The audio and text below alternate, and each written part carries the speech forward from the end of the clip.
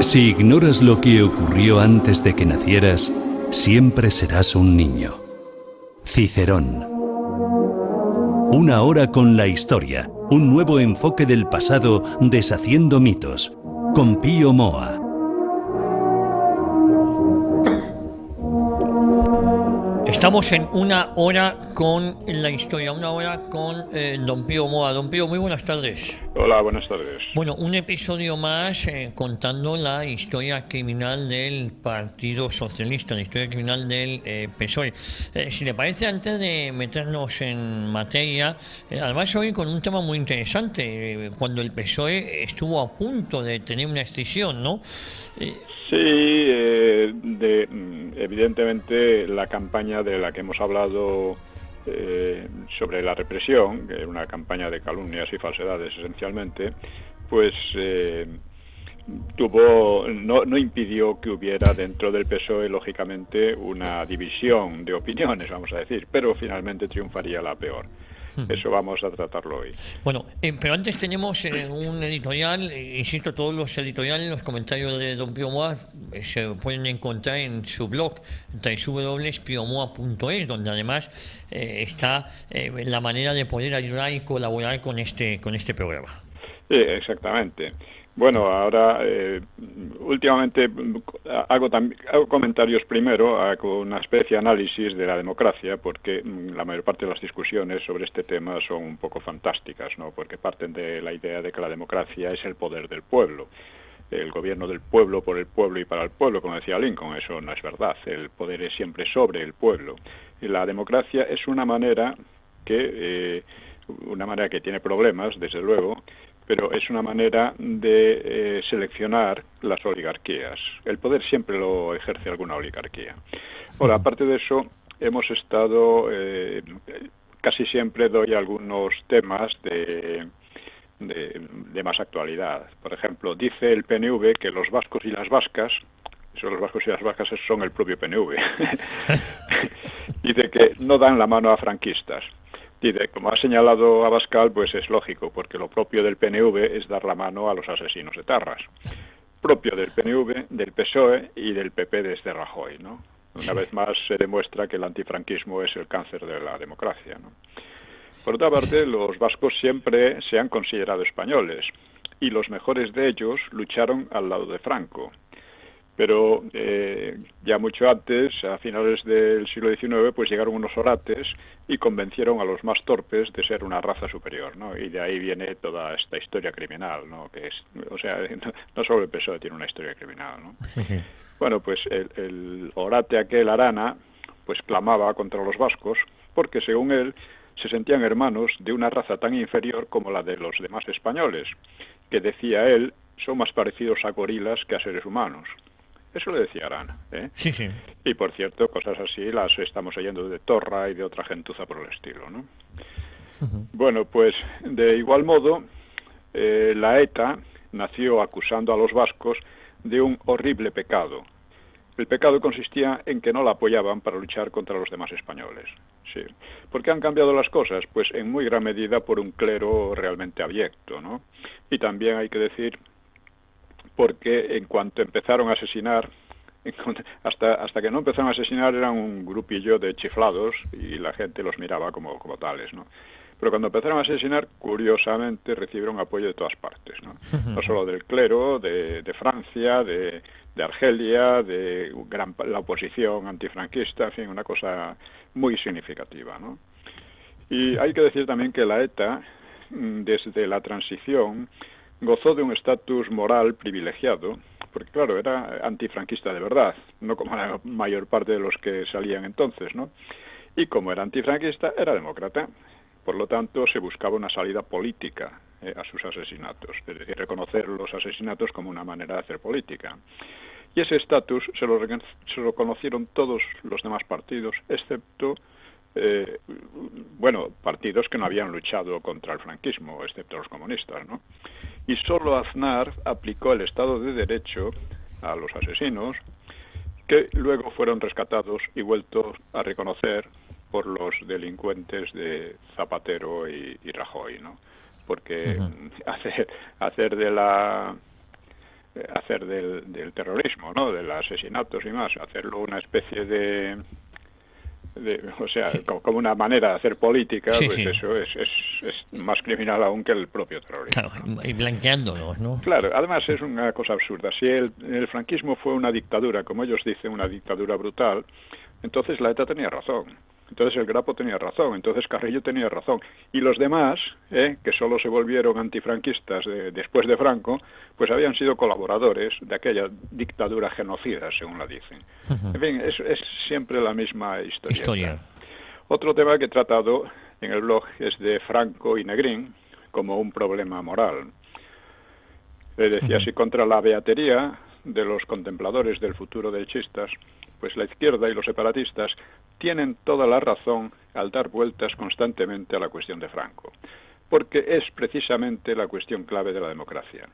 O se acepta el origen de la democracia en el franquismo, o la democracia seguirá enferma y con ella la sociedad. Y junto con la condena radical a Franco, pues durante tantos años se ensalzó, o sea, desde la transición, vamos, pues se ha ensalzado de manera descomunal, por una parte a Azaña, como el gran estadista español, pero eso quedó ya algo atrás. Y creo que mis estudios han tenido algo que ver para poner la figura política de Azaña más en su sitio, por encima de mitos. Pero desde hace unos años ha venido algo más radical, la mitificación de Negrín como el gran estadista español del siglo XX. Esto hay un montón de, en fin, o sea, el PSOE lo ha reconocido a Negrín como un gran político socialista y, por supuesto, también, porque durante unos años Negrín fue, el propio PSOE lo desterró, vamos a decir, ¿no?, de su trayectoria, ¿no? Ahora ya no, y luego tenemos a Ángel Viñas y a muchos más que lo ponen por las nubes, ¿no? Bueno, en todo esto existe una gran confusión, porque Negrín fue innegablemente el político que envió el oro español a Stalin y con ello hizo de él prácticamente el amo del Frente Popular, como señaló en Por qué el Frente Popular perdió la guerra. Y fue también el que organizó el saqueo en masa de bienes públicos y privados, artísticos e históricos. Eso es reconocido por él mismo, ¿no? Eso sin contar otras acciones menores, entre comillas, como fue su participación en el asalto izquierdista separatista a la República en 1934. Estos son hechos absolutamente objetivos, que no admiten discusión en serio. Es así, esto lo hizo, fue así. Bueno, pues Franco no solo derrotó a Negrín, e indirectamente a Stalin en España, sino que realizó una serie de proezas sobre las que no voy a extenderme ahora porque ya lo he hecho en libros y artículos y en otras ocasiones, ¿no? Básicamente, evitó la guerra mundial, reconstruyó el país, lo industrializó, dejó una sociedad próspera, reconciliada y pacífica. Y estos son hechos también absolutamente objetivos, ¿no? Claro. La cuestión moral de fondo es esta. ¿Atacan a Franco a pesar de sus logros? Pues no, lo atacan precisamente por ellos. ¿Exaltan a Negrín a pesar de intentar supeditar a España a la Unión Soviética y de organizar el mayor robo sistemático de su historia? Pues no, lo exaltan precisamente por eso. Esto parece una inversión total de los principios morales, ¿no? Y hay que preguntarse cómo es posible. Bueno, pues es posible porque aquí entra la cuestión de la legitimidad, que es una clave casi siempre dejada de lado en la historiografía también de derechas y que he tratado en Por qué el Frente Popular perdió la guerra. Los actos de Negrín se justifican porque habrían sido necesarios para defender la democracia, entre comillas, ¿no? Y para salvar a España del fascismo. En cambio, los actos de Franco perderían todo valor porque se hacían para imponer el fascismo. Y aquí pasamos de la perversión moral a la perversión intelectual, porque la democracia de Negrín consistía precisamente en aquellos actos mencionados. Y el fascismo de Franco consistía precisamente en los contrarios. En los contrarios. Claro. Bueno, esta perversión intelectual se basa en la manipulación de los conceptos, en la perversión del lenguaje, ¿no? Y es la causa de la perversión moral y también de la perversión política que llevamos años sufriendo, con los demócratas, entre comillas, imponiendo leyes totalitarias a base de la falsificación de la historia. Y por eso importa tanto poner en su sitio a Franco y a Negrín, porque de esa consideración depende mucho de nuestro futuro colectivo. Esto es lo que la derecha no quiere reconocer. Está siempre mirando a un futuro en el cual el pasado no cuenta nada. Claro. Esto es ridículo, ¿no? Pero ya revela lo que es todo esto, ¿no? Claro. Y en esas cosas y otras más las estoy tratando en el blog. Lo digo también, otra cosa que trato es la cuestión cuestiones de literatura, ¿no? Porque imagino que ahora que está todo el mundo recluido en su casa, pues tendrá más ocasiones de leer. Y una de las cosas que podrían leer es una novela que he escrito, se titula Sonaron gritos y golpes a la puerta. Supongo que por Amazon se puede conseguir, ¿no? Bueno, yo doy fe de que esa es una muy buena novela, ¿eh? Sí, bueno, ya se sabe que es muy difícil que un historiador escriba una buena novela y que un novelista escriba una buena historia, pero a veces le ocurre. Creo en este caso todas las críticas y comentarios han sido muy elogiosos, muy favorables, sí. Bueno, yo le he recomendado, y esto lo digo públicamente, de que se tenía que animar a escribir otra novela, porque a mí esta me apasionó desde el primer momento, ¿no? Voy a publicar otra ahora, quizá en mayo o junio, ¿no? Bueno, pues... Es aunque es sobre el ambiente estudiantil en los años 60, ¿no? Pues muy interesante, una buena noticia y una primicia. Vamos a ver si sale. Bueno, vamos a hablar de cosas más mundanas, si se puede permitir la expresión. ¿Qué pasó cuando el PSOE, don Pío, estuvo a punto de provocarse esa escisión? Y como usted muy bien ha dicho, al final el sector o la corriente que salió ganadora fue precisamente la peor. Sí, pues, la más peligrosa, ¿no? Más o menos, vamos a ver. El PSOE, como recordaremos, había organizado la guerra civil, con estas palabras, ¿no?, para octubre del 34, y había acordado negar su responsabilidad en caso de derrota, a fin de cubrirse de la represión y a fin de poder explotar la legalidad democrática. O sea, como si ellos no tuvieran nada que ver, ¿no?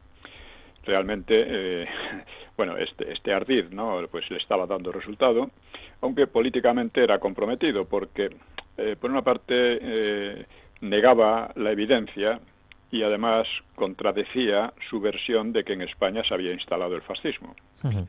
Si se había instalado el fascismo, ¿por qué no se habían rebelado? Y si se habían rebelado, ¿por qué no lo decían? ¿No? Pero la campaña sobre la represión de Asturias, que vimos en la sesión anterior, pues centraba la agitación y la atención del país. Esta campaña iba a aliviarles la derrota, a situarlos en plan de fiscales en lugar de acusados, en fin, estas cosas, ¿no? Pero no lo libró por completo, porque el desastre sufrido había sido muy, muy grueso, ¿no? Así que en el propio PSOE se alzó una marejada que pudo haber llevado a revisar la línea bolchevique. Besteiro había condenado la dictadura proletaria, o sea, del PSOE, había negado el supuesto fascismo de la CEDA, había advertido contra el menosprecio de las fuerzas derechistas y había vaticinado el baño de sangre que había de traer la intentona, como la trajo, ¿no? 1.300 muertos, aparte de destrucciones tremendas, ¿no? Así que los hechos parecían darle la razón, de una manera dolorosa. Por lo tanto, su posición debiera haberse robustecido dentro del partido. Y hubo algún indicio de ello. Por ejemplo, los besteiristas recuperaron la dirección del sindicato ferroviario, que era un sindicato potente de la UGT, y para promover sus puntos de vista, pues sacaron una revista reformista y moderada llamada Democracia, porque el diario El Socialista fue suspendido. Pero eso, lo mismo pasaba con los órganos de los separatistas catalanes, que reaparecieron inmediatamente con otros nombres, o sea que ello era una juerga, ¿no? Realmente los propios partidos tenían que haber sido suspendidos. En Alemania los hubieran machacado. No me refiero a la Alemania nazi, ¿no? Sino a la Alemania de Weimar, ¿no? Eso es. El diario El Sol, por ejemplo, elogiaba a Besteiro. El diario El Sol era un diario muy influyente, ¿no? Y lo elogiaba como el hombre de la nueva etapa socialista, ¿no? Y Lerroux, que era el jefe de gobierno que había derrotado a la insurrección, pues saludó a Besteiro como campeón del verdadero socialismo, que era indispensable para que la República pudiera continuar. Pero esta situación cambió, o sea, estas expectativas se evaporaron, ¿no? Los bolcheviques, o sea, el sector más radical, el que había organizado todo aquello, pues repelieron cualquier avenencia.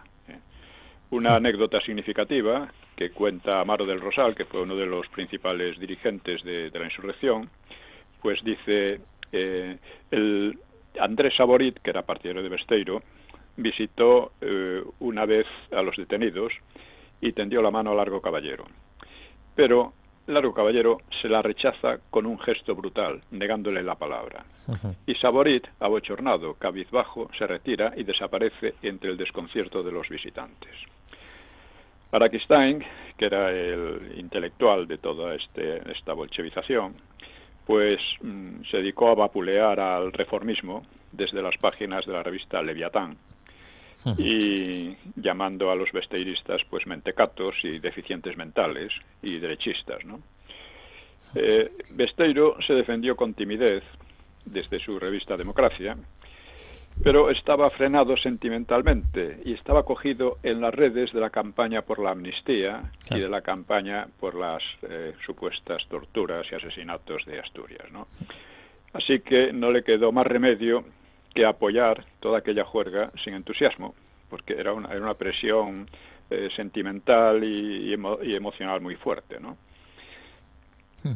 Y entonces se desató un fuego cruzado de injurias y acusaciones de colaborar con la reacción, de actuar como siervo de los que autorizaron las matanzas de Asturias, no hubo ninguna matanza, y hasta de haber saboteado el movimiento y causado su derrota. Es decir, le echaban la culpa por la derrota para más INRI, ¿no? Sí. O sea, esto... Y Besteiro, claro, cuando esta gente está tan desatada, lo estamos viendo ahora mismo en España, ¿no? Está tan desatada, mintiendo y falseando y acusando, ¿no? Pues es una persona moderada y razonable, pues se encuentra un poco desarmada.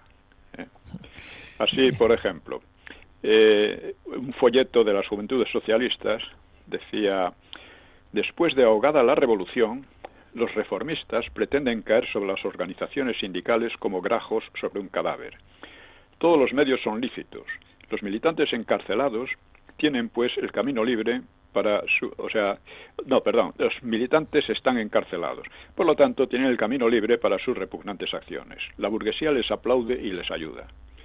Claro, estos insultos y estos ataques pues causaban estragos, ¿no? Efectivamente. Porque, claro, con la campaña aquella se había creado una emocionalidad exaltada y arropados en ella, pues los leninistas o bolcheviques pues les zurraron a conciencia a los moderados, ¿no? O sea, hay una denuncia tan ilustrativa como el Anticaballero de Mario de Coca, uno partidario de Besteiro, pues se diluían entre la hostilidad o la indiferencia de los militantes, ¿no? Que ya digo, está pasando algo muy parecido, o sea, toda la campaña en torno a la memoria histórica es una copia de aquello. ¿No? ¿Sí? Y lo que pasa es que entonces había cierta resistencia de la derecha. Ahora la derecha ha colaborado en esa ley de memoria histórica y esas campañas, ¿no? Uno lee, por ejemplo, en el ABC las tonterías históricas que dicen atacando a Franco y al franquismo y dice, bueno, esto es increíble, ¿no? O sea, cuando estos inventaron lo que el Valle de los Caídos estaba hecho por 20.000 presos políticos en trabajos forzados, bueno, pues lo reproducía tal cual el ABC. Es que la derecha no lee. Este es el problema, ya lo decía Fernández de la Mora. La derecha desde hace muchos años no lee, o sea, lee cosas particulares o técnicas o que le sirven para sus negocios, pero lecturas así, una idea clara de la historia no la hay. Y por eso, pues claro, pasa lo que pasa, ¿no? Es más, con eso se creaba una situación... Pues claro, en que en lugar de aplacarse los ánimos, pues se exaltaban, ¿no? Y claro, de aquel desastre de octubre, pues se podían sacar dos lecciones. Una, que el camino era una insensatez, es lo que decía Besteiro, o al contrario, que solo había ocurrido un revés momentáneo en una lucha necesaria e inevitable ante la crisis de la burguesía, crisis no solo en España, sino en toda Europa, ¿no? Y uno de los líderes de las juventudes socialistas, llamado Serrano Poncela, que además estuvo complicado más tarde en la matanza de Paracuellos, escribe: lo único que se desprende de la actual situación política es la debilidad de la burguesía. Octubre no significó un fracaso ni un retroceso, cuando menos un intento de avance total convertido en avance parcial y considerable. La actual situación política no puede resultar más optimista. Esto es así porque efectivamente la represión no fue todo lo dura y todo lo decisiva que tenía que haber sido. Eso es. Sí, y decía además, jamás se ha dado el caso de que un partido marxista revolucionario, después de ser vencido en una contienda, perviva con la intensidad que pervive el socialismo español. Todo está igual, salvo la prohibición de editar el órgano central del partido, el resto de las posibilidades de discusión y propaganda funcionan. Prensa en provincias, casas del pueblo abiertas, facilidad para celebrar asambleas. O sea, el fascismo español era muy llevadero para ellos. Sí, claro, o sea, les permitía de todo. Les permitía aquella campaña de calumnias y miserias, ¿no?, de la represión. Pues así, dentro de España y fuera de España, ya lo vimos en la sesión anterior. Bueno. Sí, así es. Pues Esta segunda posición, de que no había sido un error, sino al contrario, había sido una victoria, aunque parcial, pues esta fue la que ganó la partida. La fuerza principal de la derecha, la CEDA, que se había mostrado legalista y moderada, y lo siguió demostrando, el problema es que la subsistencia de la paz no dependía solo de ella, dependía de cómo reaccionara el PSOE, ¿no? Y el descalabro reformista en el seno del PSOE, que era el principal partido de la izquierda, por cierto, pues tuvo un efecto definitivo porque truncó la posible rectificación que habría mantenido la República. Hay que decir, aunque no lo vamos a tratar ahora mismo, que luego se provocó una segunda semi-escisión entre Prieto y Largo Caballero, que llevaría a que Prieto salvara la vida a tiros en una encerrona que le tendieron sus correligionarios, ¿no? Del mismo partido. Sí, ya lo hablaremos, ¿no? Bueno, el problema es que esta contienda en torno al reformismo, contienda interna, ¿no?, pues no solo desgarró al PSOE durante un tiempo, porque estallaba otra discordia también entre Prieto y Largo, ¿no? Como se recordará en los meses anteriores a la insurrección, pues los dos habían unido sus fuerzas para expulsar a Besteiro de la UGT, que era el que obstruía los planes de guerra civil, ¿no? Sin embargo, Prieto, aunque había sido arrastrado por la línea sovietista de Largo Caballero, pues nunca la había compartido del todo, porque esperaba siempre, volver a las andadas con su amigo Azaña. Sí. O sea, las andanzas de Prieto y Azaña son dos amigos de lo más interesantes, ¿no?, lo que ocurrió. Sí. Bueno, pues Prieto, evidentemente, aquí empezó a haber otro gran problema dentro del PSOE. La oposición bolchevique o leninista, porque se llamaban así ellos mismos, ¿no?, pues quedó recogido en un folleto titulado Octubre, segunda etapa, que fue escrito en la cárcel por los líderes juveniles Carrillo y Hernández Zancajo. Los dos mantenían incólume su confianza en que las fuerzas organizadas de la clase trabajadora frente al poder del Estado eran infinitamente superiores. Las clases patronales carecían de organización. La reacción, por su constitución heterogénea, carecía de unidad de lucha. Este era el análisis que hacían. Entonces, ¿por qué habían perdido los revolucionarios? Pues analizaban. Por la insuficiente unidad obrerista, debida a las reticencias de la CNT y del Partido Comunista. Por la traición de los reformistas y por la inconsecuencia de la minoría parlamentaria del PSOE. Sin olvidar a los centristas, que es como llamaban a los seguidores de Prieto. O sea, estaban reformistas, centristas y bolcheviques, para entenderlo, ¿no? Sí. Pues estos centristas, habían ido al movimiento con sus miras y dándole una interpretación propia, subordinando los intereses proletarios a los de la pequeña burguesía republicana. Esto, ya digo, se refería a lo que hemos comentado de la amistad entre Prieto y Azaña, ¿no? Y por esas razones, al respecto, cabe decir que ya en el verano anterior, ya lo comentamos, pero hay que recordarlo, el verano anterior a la insurrección de octubre, Azaña había propuesto un golpe de Estado junto con los separatistas catalanes y que tenía que ir, evidentemente, secundado por el PSOE, pero Largo Caballero se negó en redondo, ¿no? No quería verse subordinado a los partidos burgueses. Bueno, pues por estas razones, decía el folleto sobre la bolchevización del partido, octubre, segunda etapa, dice: la preparación insurreccional no puede ser abandonada, sino por el contrario intensificada. La UGT debía someterse, cito, con disciplina férrea y subordinación absoluta a la dirección del PSOE, a la dirección revolucionaria, claro. Sí. Para empezar, había que depurar de contrarrevolucionarios al partido, es decir, de centristas y de moderados, ¿no? Y bolchevizarlo a conciencia. El motor de la purga serían las juventudes, y advertía a los centristas y reformistas: en su día seremos implacables juzgando a los que tienen una gran responsabilidad en que el movimiento de octubre no saliera en victoria proletaria. Es decir, echaban las culpas, la culpa las tenían los que no la tenían, claro.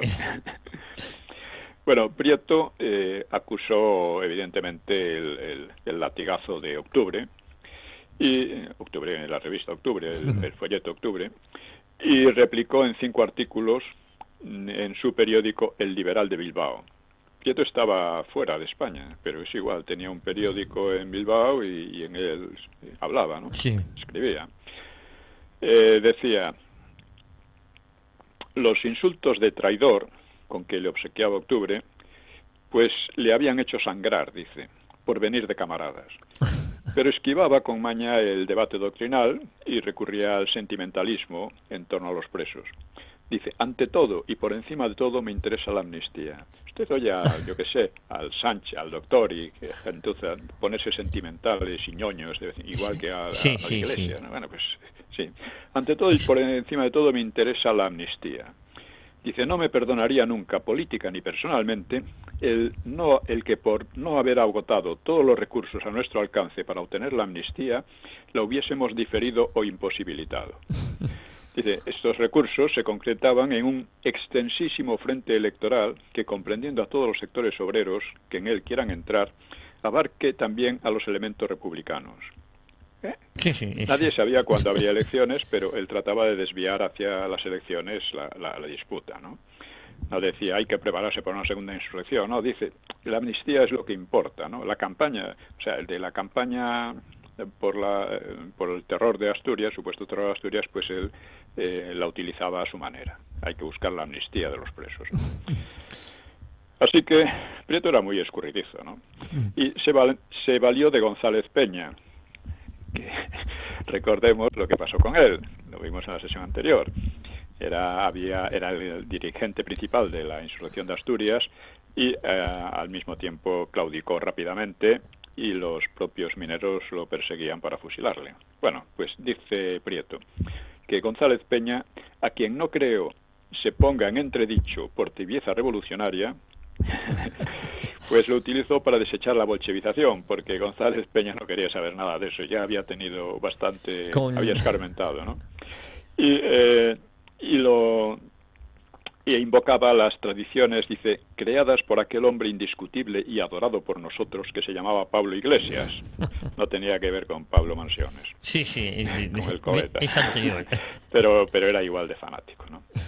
Él mismo se decía, muy exaltado: en orden a las aspiraciones de justicia social del proletariado, no pongo límite alguno a mi pensamiento y no repudio procedimientos extremos para lograrlas, en teoría, pero soslayaba cautelosamente el análisis de los sucesos revolucionarios. Así que ensalzó la labor de la minoría socialista en las Cortes, tachando de antiparlamentarios a quienes la reprobaban, y de paso minó el terreno a Largo Caballero y acusando a sus seguidores de cultivar la flor exótica del caudillismo. En el PSOE aseguró, con escasa veracidad, dice, no hubo, ni hay, ni habrá jefe. En la práctica, en aquel momento había dos, Prieto y Largo Caballero.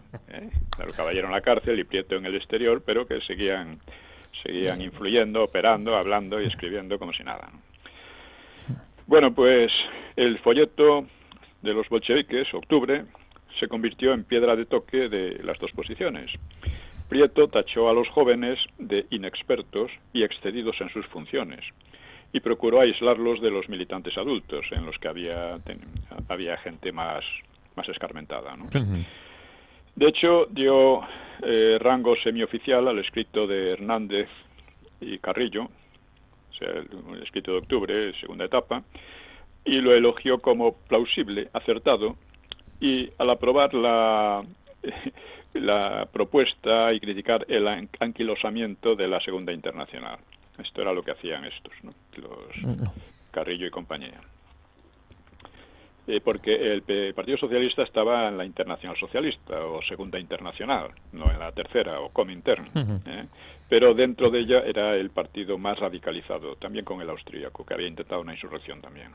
Así que el Partido Socialista era un tema estratégico de que estuviese en la Internacional Socialista y no en la comunista. Sí, pero dentro de la socialista mucho más era prácticamente comunista, ¿no? E iba a bolchevizarse cada vez más, ¿no? Bueno, y hay que decir que en aquellos momentos tanto Prieto como González Peña pues ya repudiaban la insurrección, que había fracasado, pero procuraban disimularlo. Solo años más tarde, Prieto, ya cuando estaba exiliado en México, revelaría su pensamiento. Dice, cuando el movimiento fracasó, dice, me juré en secreto no ayudar jamás a nada que, según mi criterio, constituya una besania o una insensatez. Pero en aquel momento lo ayudó y participó, ¿no? Bueno, entonces, cuando una vez terminado, o sea, derrotado el movimiento, pues había podido hacer causa común con los moderados, con Besteiro, pero los dejó en la estacada, igual que había hecho en el otoño del 33, cuando ya se planteaba la lucha armada y la dictadura del proletariado, ¿no? Sí. Bueno, pues la condena, o sea, tanto los centristas como los bolcheviques condenaban a Besteiro, ¿no? Y dentro de eso había desavenencias pues fundamentales de doctrina y de política, ¿no? Besteiro concebía la República como una democracia normal, con alternancia de poder, mientras que Prieto compartía la intolerancia de Azaña, que Azaña no admitía un gobierno de derechas. Así que no hubo en Prieto, el centrista, no hubo asomo de autocrítica por la revuelta, ni de mano tendida hacia el centro-derecha, que al fin y al cabo había salvado la legalidad, me refiero al gobierno de Lerroux, que había salvado la legalidad, la República, y de labios afuera glorificó el golpe y contribuyó como el primero a las exageraciones sobre la represión.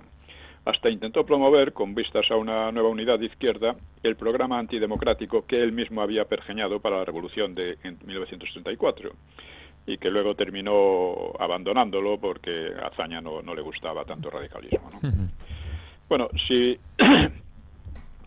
Prieto dejó hundirse a Besteiro, en cambio desplegó contra Largo Caballero una gran habilidad de maniobra y muy pocos escrúpulos, ¿no?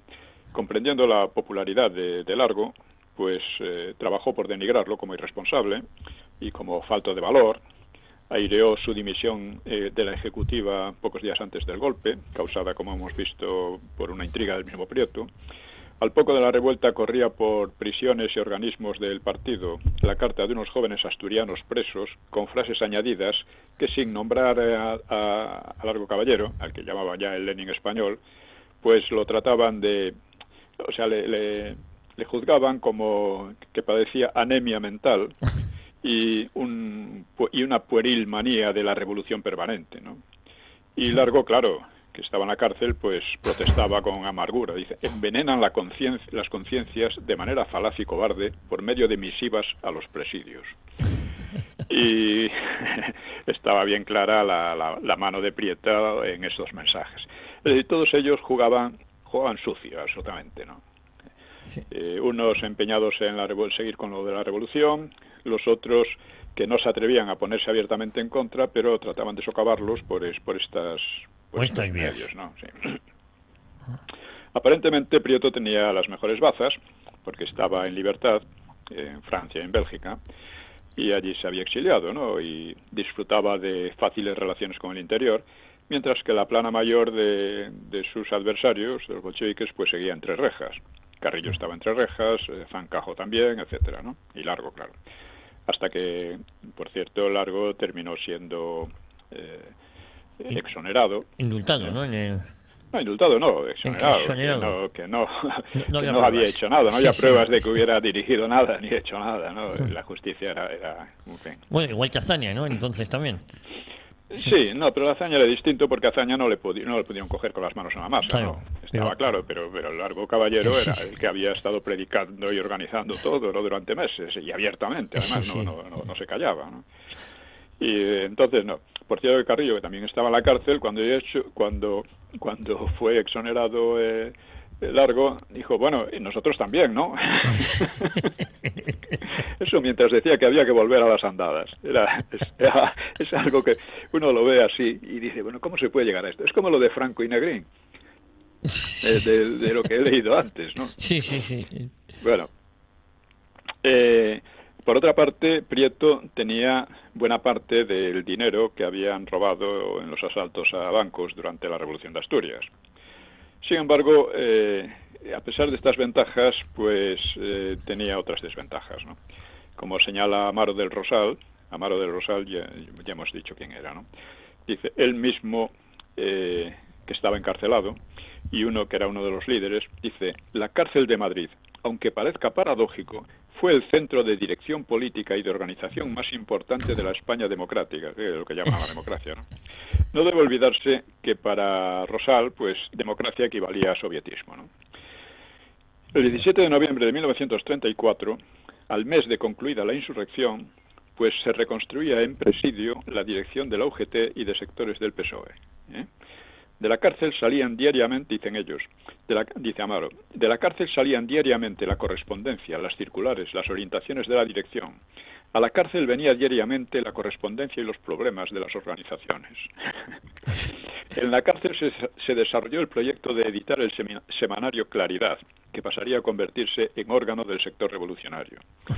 Desde la cárcel se orientaron los trabajos de solidaridad y de creación del Comité de Ayuda, que tan importante papel jugó durante el bienio, lo que llaman el bienio negro, cuando gobernaron la derecha. La derecha, fue el bienio mejor de la República, siendo muy malo por otra parte, pero era mejor, ¿no? Los sindicatos soviéticos aportaron a la suscripción 1 millón de francos. Álvarez del Valle fue el agente de la solidaridad internacional. Esto lo dice Amaro del Rosal. La comodidad con que actuaron desde su encierro fue tal que allí guardaron el dinero sobrante del fondo especial creado para sufragar la revolución, así como otras gruesas sumas que sirvieron, entre otras cosas, para costear Claridad. En las visitas a los presos circulaban fondos de hasta 50.000 pesetas, equivalentes a más de 10 millones de pesetas de hace unos años, ¿no?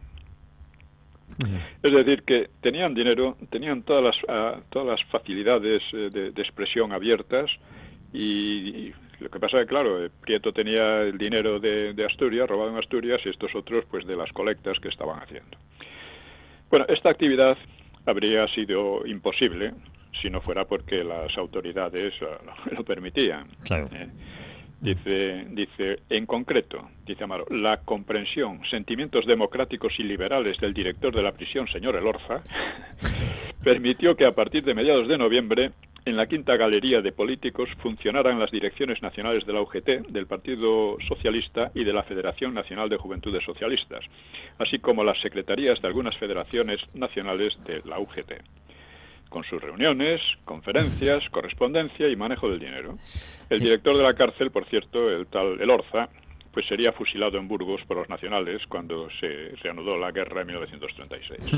No dejaban de tener alguna razón, ¿no? Claro, en la cárcel la UGT como el PSOE actuaban como si estuviesen en libertad, vamos. Sí, gracias al tal Elorza, que era un hombre progresista y demócrata, entre comillas, ¿no? Sí. Según ellos, ¿no? Sí. Bueno, aún así, Prieto, por supuesto, supo jugar sus bazas, ¿no? Desde el exilio escribía cartas y movía contactos en España y en la emigración. Como él tenía cierto ingenio dialéctico y tenía fuertes vínculos con los socialistas asturianos, él era de Asturias, aunque se había criado en Bilbao, pero tenía en Asturias bastante fuerza, pues se ganó a los líderes de Asturias, como Belarmino Tomás, Amador Fernández, González Peña, que ya digo, se habían portado, ya vimos cómo se habían portado en la realidad, ¿no? Y llegó a hacerles creer que el cese, porque Prieto había sido cesado un poco antes, ¿no? Y era el que se encargaba de los contactos con militares, poco antes de octubre, pues, vamos, cesado, ¿no? Cambiado de puesto, ¿no? Pues que eso había sido la causa de la derrota. Así lo sugería una carta a los presos asturianos que envió desde Bélgica. Dice, habrá que decir a quien haya sido culpable de ello el por qué se le desplazó a Prieto, esto lo decía el propio Prieto, claro, se le desplazó, haciendo como que no era él, se desplazó del papel que en su principio tenía asignado. Y por dicha causa fue casi seguro el fracaso del movimiento. Y Largo Caballero, por el lado contrario, replicó, dice, nadie le desplazó de ninguna gestión. Prieto no hizo nada. Se estaban acusando pues de ineficacia, ¿no? Y de ineptitud, ¿no? Pero Prieto se inventa lo que quiere, bueno, como hacen ahora. El exiliado, o sea, Prieto, supo atraerse a González Peña, que, como vimos, pues una tremenda campaña de propaganda lo convirtió en un héroe tremendo, ¿no? Y como González Peña tampoco tenía muchas ganas de volver a las andadas, pues eso le vino a Prieto muy bien. Prieto fomentó el victimismo entre los asturianos y les animó a atacar al Lenin español, o sea, a Largo. Dice una carta, dice, Asturias tiene mucho que decir y Madrid mucho más que responder. Esto lo escribía Amador Fernández, uno de los líderes, que lo hubieran fusilado probablemente si lo cogen en aquel momento, ¿no? Los mineros, quiero decir. Lo decía en el periódico El Pueblo de Oviedo, y el 19 de agosto, estamos hablando del 35 ya, pues con amenaza inconcreta, pero evidente, decía González Peña, pues atacaba a los de Madrid, que son como el arco iris, salen después de la tormenta. Mucho hablar de la revolución, pero nos han embarcado. La perversión moral de todo e intelectual es asombrosa. Queda muy patente. Sí. Además están utilizando el toque separatista. Madrid es culpable, ¿no? Dista poco decir que España, un poco lo que dicen los separatistas, ¿no? Dice, Largo contestó que los asturianos no fueron los que menos contribuyeron a precipitar el alzamiento. Ahora resulta que había sido precipitado, ¿no? Cada uno. En fin, Prieto pues utilizó a conciencia, según su rival, según su rival Largo, el truco de atribuir a los demás actitudes por él imaginadas para darse el gusto de combatirlas. Es verdad, con la sospecha sembrada por Prieto de que se quería ir a la abstención electoral en las siguientes elecciones, dice que era un disparate, cuando era en realidad todo lo contrario, por la necesidad de un triunfo electoral para sacar de la cárcel a millares de presos, se pretendió también desacreditarnos. Largo pues estalló cuando su rival había estado muy de acuerdo en desencadenar el golpe, que había sido derrotado, pues declaró que era una vergüenza que nadie se hiciera responsable del golpe, cuando habían acordándose todos que no se era el responsable, ¿no? O sea, la desvergüenza de esto es que hay que analizarla en sus propios dichos, ¿no? Lo que ellos mismos dicen. Lo que ellos mismos comentan. Era una vergüenza que nadie que se desentendiese, ¿no? Insinuando que Largo era un cobarde, ¿no? Y Largo replicó, nadie con menos autoridad podía pronunciar tales palabras. Desde París censuraba a los que estábamos en la cárcel sin poder defendernos. ¿Por qué no regresaba y se presentaba al juez haciéndose responsable, lavando de este modo la vergüenza de que hablaba? Bueno, entre ellos creció un verdadero odio, ¿no? Para aplacarlo, pues Vidarte fue a hablar con Largo en la cárcel, pero no consiguió nada. Vidarte se estaba pasando un poco a Largo, ¿no? Dice, vi dibujarse una división, una escisión quizás en el seno del PSOE. Todos tendríamos que elegir entre él y Prieto. Belarmino Tomás, en el exilio, pues también creía inevitable la ruptura. Quizás para profundizar la discordia, acusó falsamente a los leninistas de planear el ingreso de la UGT en la Comintern y la fusión, que es una tontería, porque en la Comintern estaban partidos, no sindicatos, ¿no? Y la fusión del PSOE con el PCE, por lo que pedía la destitución de los dirigentes hasta que el Congreso los juzgue. Unos y otros querían un Congreso que cortase por lo sano. Esta era la manera en que estaban. La idea, esto, sí. Ya digo, esto pareció haber un acuerdo cuando se llegó a la decisión de crear un Frente Popular con Azaña y demás, pero después de las elecciones del 36, pues ya digo, la lucha entre las dos tendencias volvió a hacerse tan feroz que Prieto se salvó por poco de que lo cogieran a tiros, ¿no? Se lo cargaran. Sí. Bueno, en aquella era una querella sorda a base de rumores, de embustes, de campañas de descrédito de unos contra otros, ¿no? Eso prosiguió a lo largo de todo 1935 y salió ya plenamente a la luz en diciembre. En ese mes reapareció El Socialista y Prieto, que estaba en Madrid teóricamente clandestino, pues ganó la batalla por el control del diario.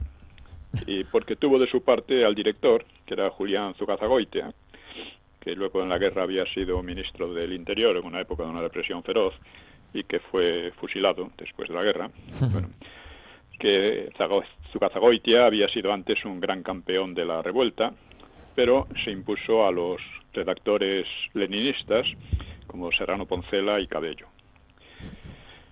El periódico había sido suspendido por el gobierno y en su lugar el ala besteirista había editado, como ya dijimos, Democracia, y el ala bolchevizante, pues Claridad, ya en julio, ¿no?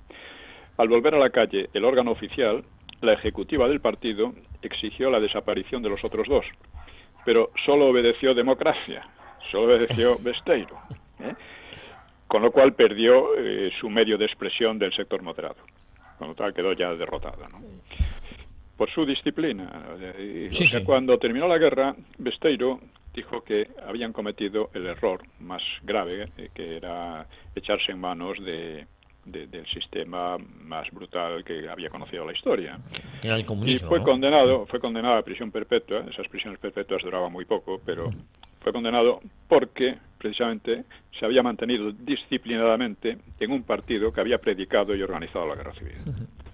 Y murió enfermo. Yo creo que hubiese salido sin ninguna duda pronto, ¿no? Sí, habría salido rápidamente. Nadie tenía interés en conservarlo. Lo que pasa es que se hirió en la cárcel con un clavo o algo así, cogió una septicemia y murió. Era ya mayor y esto. Bueno, también en diciembre obtuvo Indalecio Prieto otro éxito importante, ¿no? Porque desbancó a Largo Caballero de la ejecutiva. Y para eso utilizó la misma treta que había utilizado el año anterior en vísperas de la insurrección. O sea, vulnerando los estatutos, intentó someter la minoría parlamentaria del PSOE al control del Comité Nacional, cosa que los estatutos prohibían. Y Largo esto lo juzgó como un golpe de Estado dentro del partido, que lo era. Pero ahora Prieto redondeó su astucia con una bofetada moral y política, ¿no? Pues que sabiendo que su adversario, o sea que Largo descalificaba a los parlamentarios del PSOE, promovió una declaración de los parlamentarios aprobándose a sí mismos por su actuación en las Cortes. Sí. Y para llevar a cabo su acción viajó a Madrid desatando las sospechas de Largo. Dice Largo, es que se le han dado facilidades, no ya de carácter particular, sino oficial. Es que la policía no se enteró de la presencia de Prieto y de su permanencia en su propio domicilio. Es difícil creer que se pueda hacer esto sin previa garantía de impunidad. Desde luego que fue así. Desde luego, el centrista Prieto había ido a Madrid con el objeto de hacer saltar de la presidencia del partido a Largo Caballero. O sea, en aquel momento parecía que tenía todas las de ganar. Sí. Y a estos ardides, estas astucias, pues el Lenin español, a Largo, contestó dimitiendo, como había hecho un año antes. Pero al revés que entonces, ahora quedó efectivamente fuera del máximo órgano directivo, junto con 3 de sus partidarios. Dice, la lucha por el poder rozó el punto de ruptura. Marxistas en pie, no os dejéis arrebatar el control del partido, clamaban los leninistas contra la ejecutiva dominada por Prieto, que a su juicio era usurpadora y cuya total renovación exigían, ¿no? El control de la ejecutiva y de El Socialista, el diario, garantizaba a Prieto un poder real en el partido y le evitaba sufrir el ostracismo interno de Besteiro, pero no suponía una victoria completa ni mucho menos. O sea, los de Largo seguían siendo hegemónicos en la decisiva UGT. La UGT era la que tenía la verdadera fuerza de masas del Partido Socialista, ¿no? Y más aún en las juventudes, así como en muchas asociaciones locales del partido, entre ellos la Fundamental de Madrid. Y los centristas, en cambio, pues preponderaban en agrupaciones importantes, como la de Asturias y Vizcaya, que habían sido las más radicalizadas durante el año anterior, junto con la de Madrid, pero que ahora se habían vuelto más bien, digamos, centristas, ¿no? O prietistas, ¿no? Uh-huh. Espero que esto no sea confuso, porque estamos hablando de muchas cosas y detalles, pero lo que importa es seguir las argumentaciones de unos y otros y cómo la derrota había creado esta división interna, ¿no? Nos quedan 8 minutos, pero yo creo que el hilo conductor está quedando muy claro, ¿eh?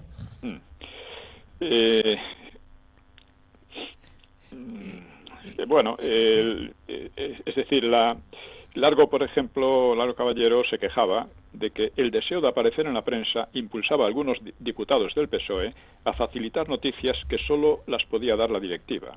Se firmaban proposiciones para restablecer la pena de muerte sin contar con nadie.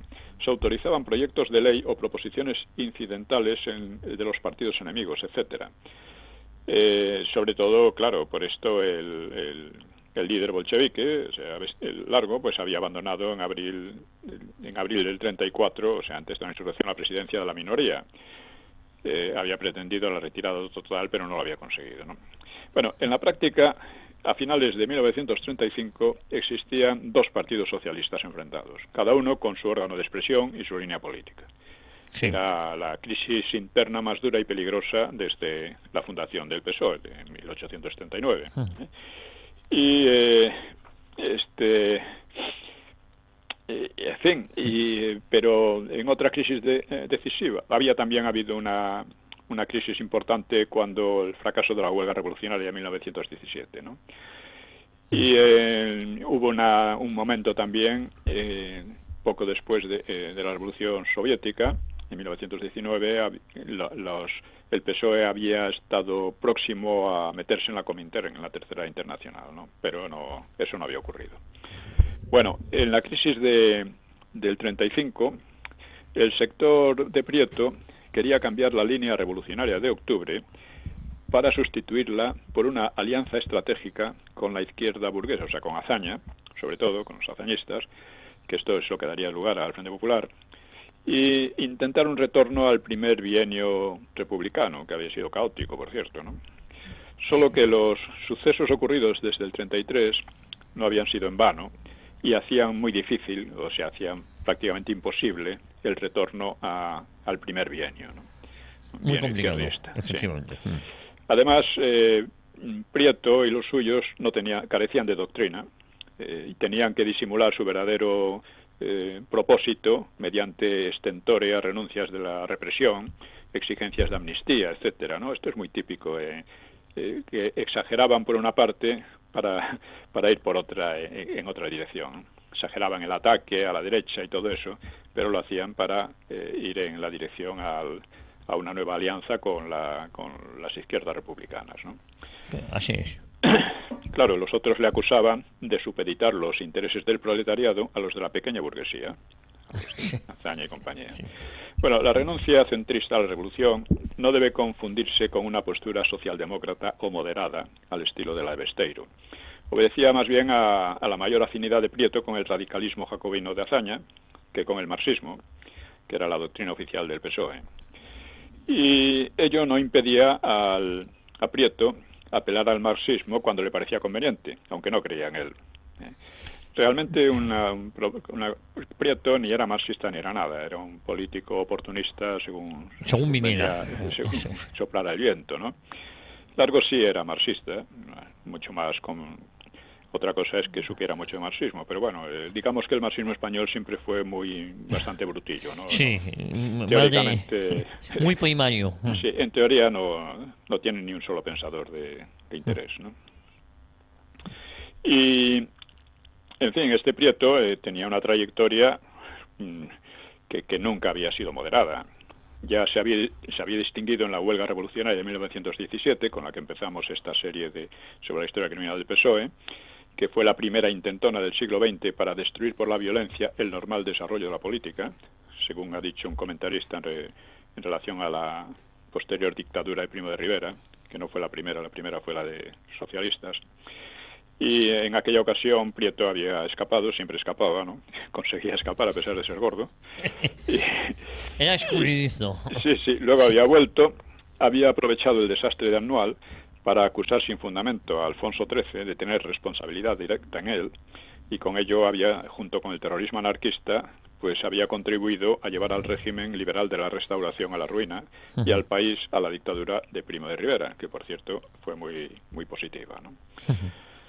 Bueno, a continuación, Prieto había propugnado sin éxito la ruptura del PSOE con la dictadura, porque el PSOE había colaborado con la dictadura de Primo de Rivera, pero Prieto se había puesto en plan radical entonces, ¿no?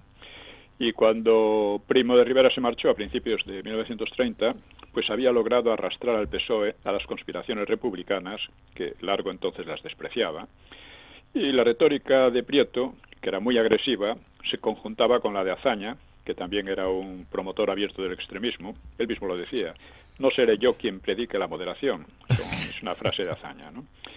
Pues había entrado en la conjura para un golpe militar que debía imponer la Segunda República y que volvió a fracasar. Fue en diciembre de 1930. Luego saldrían las elecciones. Esto es interesante. Bueno, y después de esto había vuelto a huir a Francia. Es interesante lo del golpe militar con que quería entrar la República, porque fracasó, pero lo que ocurrió fue que la monarquía les permitió lo mismo que estaban permitiéndole ahora, utilizar la cárcel como un método, un medio de agitación increíble, ¿no? De tal manera que cuando llegan las elecciones municipales del 12 de abril del 31, pues ganan los republicanos. ¿Ganan? No ganan. Simplemente los monárquicos se dieron por vencidos. Se retiran. Sí, eso es. Sí. Pues nos quedan medio minuto, don Pío. Medio minuto. Sí. Bueno, pues podemos seguir un poco con esto, porque como digo, es muy interesante. La historia da muchas vueltas, tiene muchos recovecos, y en cuanto a la historia del PSOE, de una manera muy especial, ¿no? Bueno, pues allí sí. encontramos de todo. No olvidemos que cuando llega la transición, el PSOE aparece como el gran partido radical revolucionario, mientras que el PCE, los comunistas, aceptan todo: la bandera, la monarquía, la economía de mercado, etcétera, ¿no? Mientras que los socialistas niegan todo eso. Claro, Pues, luego cambiaron, ¿no? Si le parece, don Pío, lo dejamos aquí. La próxima semana continuamos, pero yo creo que la importancia, además la importancia precisamente de recordar quién fue y quién es el Partido Socialista, Sí, ¿no? Recordar su historia. Porque por desgracia no ha aprendido. No ha cambiado. O sea, si pareció cambiar en la transición después, al cabo de un poco de tiempo, fue porque era débil. Y la debilidad le obligó a hacer otra cosa. Pero ahora, según se ha visto fuerte, ya con Zapatero cambió el régimen y actualmente están llevándolo ya al golpe de Estado permanente. Pues le mando, don Pío, un abrazo muy fuerte y volvemos la próxima semana aquí a Radio Ya a una hora con la historia. Pues un abrazo a todos. Un abrazo, mil gracias. Hasta luego. Adiós.